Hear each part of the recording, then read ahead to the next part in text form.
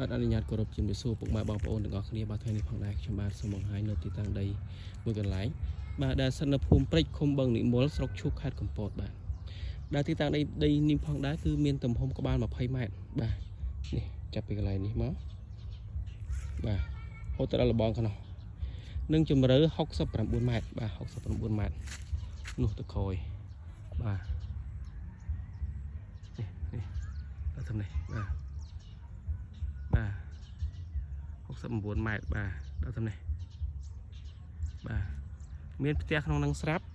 ទីតាំងដីនេះផងដែរគឺស្ថិតនៅ200ម៉ែត្រពីផ្លូវចិត្តលេខ3បាទផ្លូវឡានចូលដល់នោះមើលឃើញបាទនេះឃើញឡានរត់លើផ្លូវបាទបាទ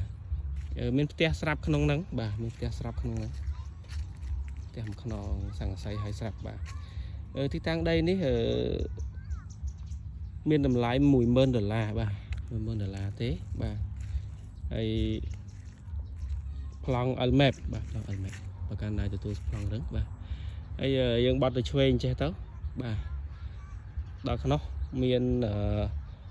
មណ្ឌលសុខភាពប៉ុស្តិ៍ប៉ូលីសសាលារៀនបាទការ៉ាសសាំងការ៉ាហ្គាសមកចប់បាទ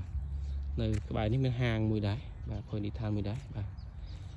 នេះបងប្អូនមានចំណាប់អារម្មណ៍អាចអញ្ជើញតំណែងមកបានបាទព័ត៌មានលម្អិតសូមតំណែងតាម Telegram បាទអរគុណច្រើនបងប្អូនអរគុណជម្រាបលាបាទ